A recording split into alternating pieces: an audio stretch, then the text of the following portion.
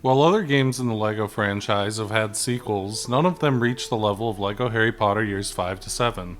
I don't doubt the idea for LEGO Star Wars 2 was floated during production, but it's pretty clear how much changed between those two games, even within the same engine, from mechanical tweaks and improved production values to larger and more complex levels that came from more comfort with the formula. And LEGO Star Wars 3 is essentially its own beast, and LEGO Indy 2 bears only the faintest resemblance to the first. Here, however, it's very obvious that this was always the plan, as 5 to 7 is quite plainly a direct continuation of 1 to 4, barely missing a beat besides a bit of contrivance to limit spells after the endgame of 1 to 4, and with a few new spells to replace some of the less useful old ones. Years 5 to 7, as the title implies, adapts the final 4 Harry Potter movies. I know 5 to 7 is 3, but hear me out. Order of the Phoenix, Half-Blood Prince, Deathly Hallows Part 1, and Deathly Hallows Part 2. Yeah, this shit started the 2-part movie trend because it got away with it. Released in 2011, only a year after 1 to 4, the game launched on what should by now be all the usual suspects: PS3, Xbox 360, Wii, and PC, and eventually as part of the LEGO Harry Potter collection on PS4, Xbox One, and Switch, which is what I played on, with obligatory mini versions on the DS, 3DS, PSP, and Vita. Basically anything and everything had LEGO Harry Potter Years 5 to 7 on it, and it's backwards compatible on PS5 and Series X to boot, and I suppose the Wii U if you want to be very pedantic about it. If you want to know about the gameplay, for the most part you can just watch my video about 1 to 4. Not to say nothing changes, but so much of it doesn't that I really would be reiterating. Unlike Star Wars, it doesn't get a significant shift in level design philosophies from having characters with different skill sets, instead sticking fairly close to what the original did. To get into what has changed, I do think that the movies, and therefore the game, have a bit more of a tonal shift.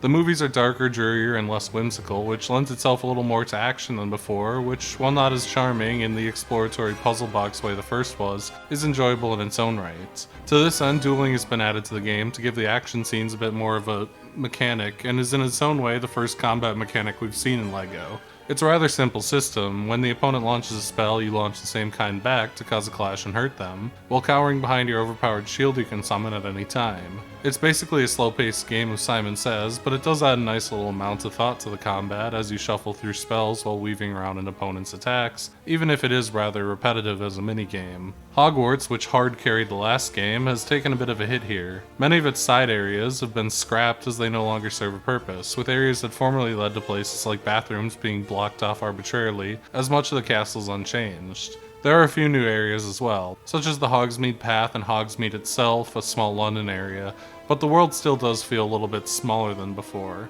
The main new area added in, the forest where Harry and his friends hide for a large chunk of the last bit of the story, is relatively small and lame, and doesn't feel like it stacks up to the secret-laden halls of the castle the prior game had. Most abilities and traits are still around, with only a handful of changes and additions. It's pretty lame you reset back to nothing and need to relearn stuff arbitrarily, but it's kinda an awkward necessity to prevent the game from breaking too early. As for new stuff, Focus is a rather lame spell that reveals certain characters' thoughts so you know what item to bring them. The extremely situational pixie killing spells replaced with the fun but unwieldy water spray, which is used in a kind of boring way to fill pools and jars and water plants, but can be used to chaotically launch NPCs around, which is kinda funny. However, the 2D targeting reticle can often make it obnoxious to aim precisely as your character swivels around to shoot random crap in the foreground, and it's just kind of awkward to use.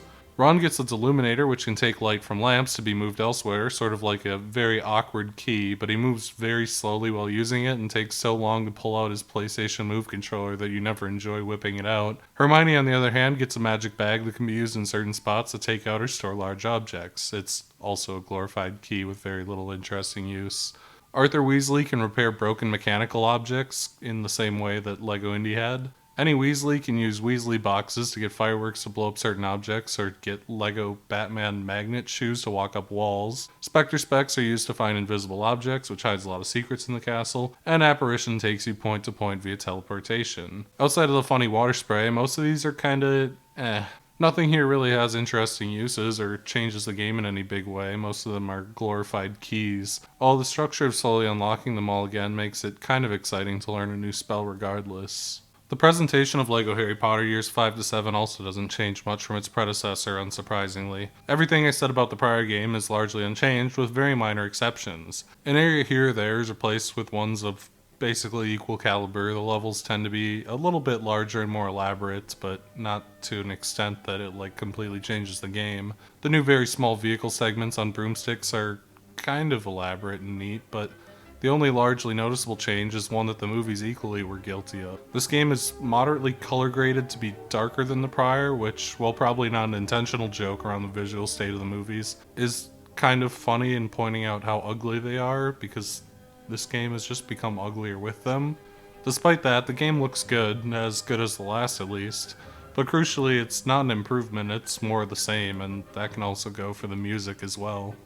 Order of the Phoenix doesn't translate all that well until its ending levels. It's largely a movie that resets the series, establishing a new status quo with Voldemort's return and how it impacts the world and the revolution that forms against it. And as such, a lot of the movie, and therefore the game, has a rather slow pace as it kills time to the admittedly kinda cool finale. In a bit of a throwback, after a short intro, the first level actually has a vehicle section. A short and simple broom ride, which looks nice, though there's almost nothing going on. There's nothing to dodge, nothing to shoot. You're kind of just going along with it, and there is a mini kit that you have to get, so good luck with that. However, much of the level is a fairly tame bit where you hunt a small area to rescue 4 other characters on the way to Harry's illegal magic use trial. The second level doesn't change too much either. Assembling Dumbledore's army comes down to running around Hogsmeade giving a few people the items they want, then doing the same in the bar. It's not a very exciting way to kick off the game. Learning the focus spell is also a bit of a snooze. It doesn't have a very interesting usage. The sepia-toned flashbacks are a bit tacky, and all of them boil down to being tiny fetch quests. Even as it approaches the end, chasing Creature around the house is... it's a better level for having a few more complex bits, like getting past the painting, but not by much. Even all the way up to the penultimate level, a trip through the dark forest to rescue Grop, this dorky giant that I forgot was in the movie, there's no platforming, little action. LEGO Harry Potter's first entry was light on these things too, but it honestly feels like they didn't have that many ideas to translate bits from the movie into actual gameplay. The overworld really is the game, and reenacting the movies is basically an afterthought. It does kind of pay off though. The finale in the Hall of Prophecy is easily one of the game's best levels, maybe one of the LEGO series' best.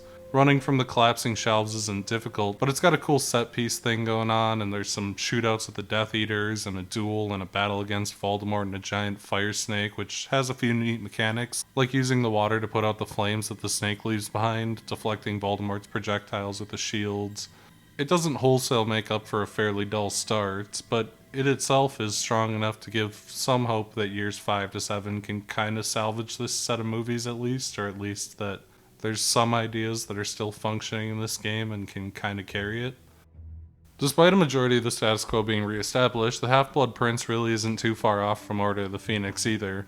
Kind of meandering, and with the levels feeling a bit aimless, killing time until something appropriate to turn into a level comes up. The first level is spent mostly doing some light puzzle solving on a street, and the second is spent courting Professor Slughorn, which consists of a handful of tiny sections that mostly feel like filler. However, it does start to pay off earlier than Order of the Phoenix had. The Weasley house burning down, the run through the burning orange grass fields, getting to use Lupin a little bit, whose werewolf thing is very unique for the characters that the game typically gives you during the story, and a pretty decent fight against Bellatrix, which is the kind of standard catch and throw objects thing, but a little more interesting with some Death Eaters attacking at the same time. It's a real good level, visually unique, a bit of gameplay mix-up, some good action. Considering how mostly boring the first movie was, it's definitely a step up. The Love Potion level is a fairly standard LEGO Harry Potter fare, but the Room of Requirement is always a fun setting when it pops up. It's a sort of cosmic storage room for lost odds and ends, which allows the developers to go a bit wild with it.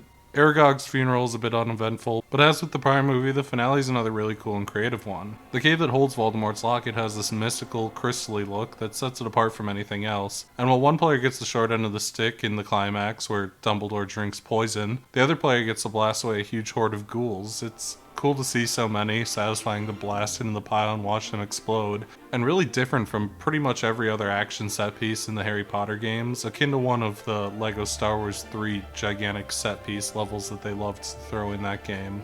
While Half-Blood Prince does a little better with 2 big set piece levels, it still feels a little bit aimless, adapting rather mundane story beats to fill time between the stuff that actually matches the format of a level in these games. Both set pieces inject some much needed energy into the fairly basic levels that this game had mostly been stuck with. Although, it's still worth noting that the overworld still does feel like it carries this game.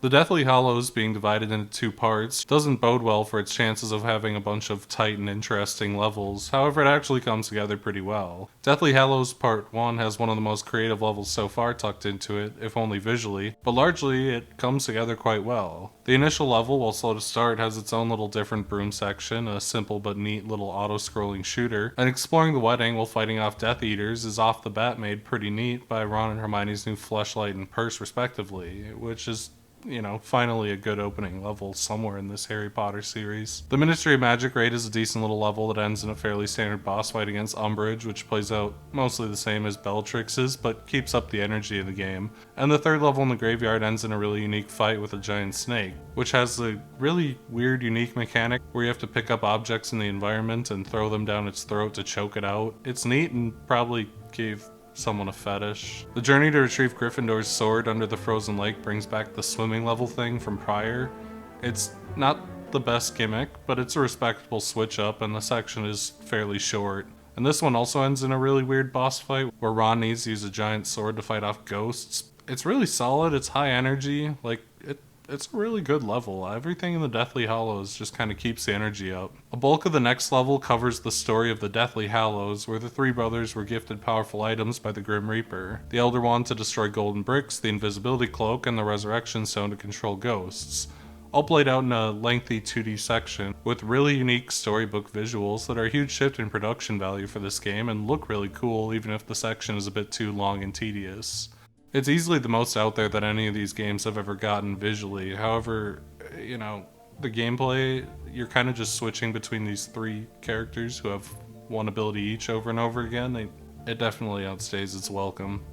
Finally, the last level offers a pretty substantial gameplay shift by taking the characters' wands, forcing the player to use the inherent abilities of the characters at their disposal for a bit to solve issues, which feels nice when most characters typically have access to the same universal magic pool. It kind of feels like the old games again, or like any of the non-Harry Potter ones, because you actually have to put at least a little thought into what character you're playing as and where they need to be. Plus it ends on another pretty standard Bellatrix battle. It's a shocking amount of action and spectacle for this game, and it feels really good that every level messes with at least some new idea, has a gimmick, or just an interesting art style that makes it feel very different from the typical exploration focus of the LEGO Harry Potter games so far, kind of making them feel like, the other LEGO games. Part 2 largely keeps the energy up too. Breaking into Bellatrix's vault gets by on some cute visual flair, and the objects in her vault multiply when touched, and that's kind of a unique puzzle element as the player needs to actually touch them and try to... And using the dragon to fry goblins at the end is satisfying if it doesn't work very well because you can't see the entire screen, it's kind of just cut off and you have to kind of wiggle back and forth to try to find them. It's a little awkward, but it's fun. The Return to Hogwarts spices some stuff up with duels, and Neville and Seamus planting bombs on the bridge has some actual honest-to-God platforming in one of these games. Hell, the Room of Requirement being set on fire by Draco and his friends does too, around dangerous flames that make the game feel like it has some actual level ideas, and it's very exciting. The levels are very strong in this game after the first movie. There's lots of cool ideas, lots of unique set pieces, the energy's high. In the Battle of Hogwarts first part, most of it is spent on a simple boss where the player times out catapult launches to topple a giant, even if it ends a bit slower. And the finale actually pulls it all together. Kingsley and Ron's mom have some light platforming before the Bellatrix final battle. The snake returns, but she needs spiders thrown at her specifically instead, which need to be defeated before they can be thrown at her. And while the Harry player is relegated to a quick time event against Voldemort, the other player gets to use a giant sword to whack the snake around. It's genuinely surprising after the slow start that there's so much variety, action, and even platforming shoved into Deathly Hallows. Both parts to tie this game together before the big Hogwarts grind, which itself remains really fun even if Hogwarts isn't as strong as it was in years 1 to 4. To tie a bow on everything, years 5 to 7 has one singular bonus level. It's another LEGO city. It's a really, really bad LEGO city. LEGO Town is a gigantic, generic LEGO city level with a tight stud requirement and a lot of dead space that makes it tedious to travel around, and with the same mindless smashing everything as before. One puzzle involving stacking podiums by the pools seemingly has no solution. It's there, but from my googling, it's unsolvable and doesn't give any studs. I really, really, really wish LEGO City would die. I'm so sick of seeing them, especially when the exploration and scrounging has already become a main feature of the way more fun and interesting overworld segments.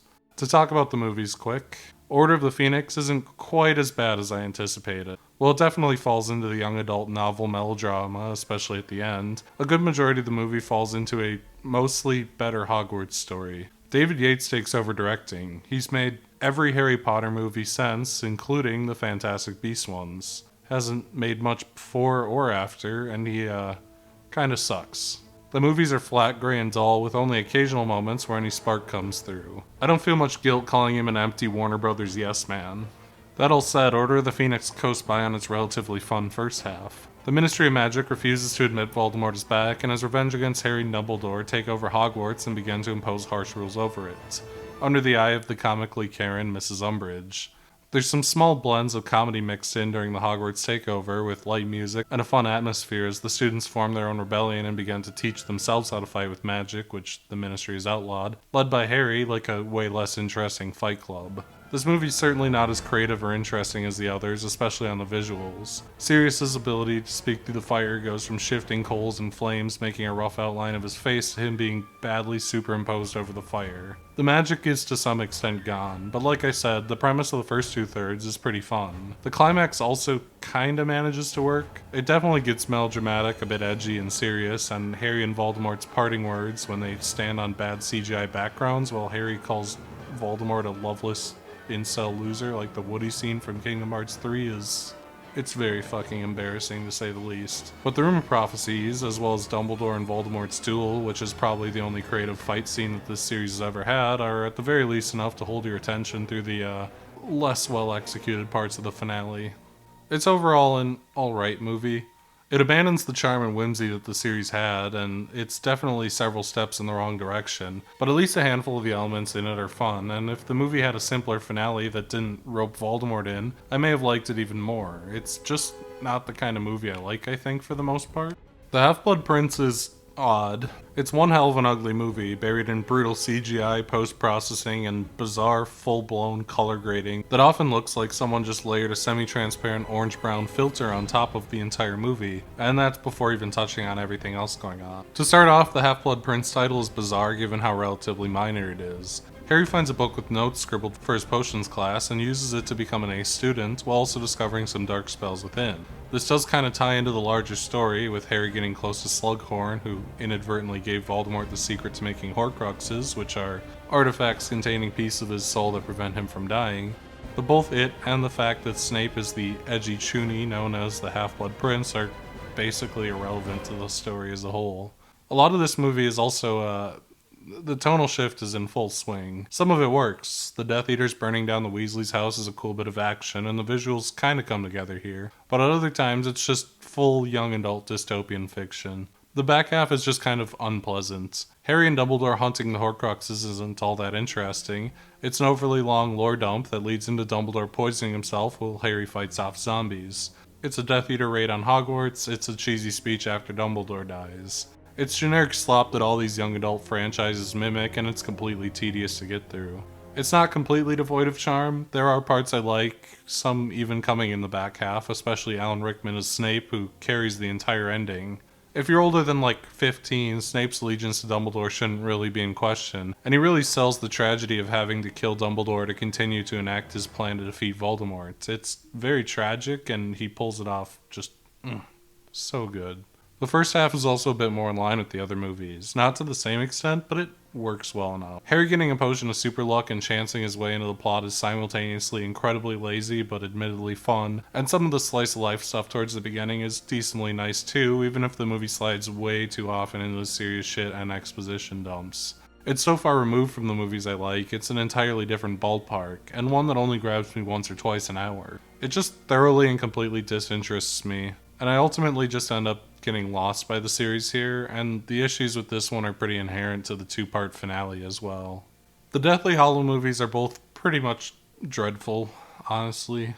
Not only did they establish pretty much every cringe young adult novel fiction trope, like the rebellion of angry teens who has to go against an evil dictator, the spiral of moodiness, and the extremely overt Nazi imagery in a near dystopian future, but they also basically started the still ongoing trend of two-part movies, most relevant perhaps in the Hunger Games 3, but also infecting shit like the Avengers, It, and so on. Just bloated-ass 5-hour movies that are arbitrarily split in half because no one can make something concise anymore. The first half definitely has moments that are, more tolerable, like the Ministry stealth mission, but it pretty quickly devolves into something basically untenable. Hogwarts is all but cut from the story, and Harry, Ron, and Hermione spend a majority of the movie in hiding. By that I mean they spend most of it in a small tent crying about how sad they are and how they rebel and fighting with each other. Well, not much happens. Like, this could have been a single movie with some condensing this boring slog. Part 1 doesn't even really feel like it ends. There's kind of a fun action bit to close it out, then Dobby dies and it immediately goes to credits. It's a little bit jarring and sudden.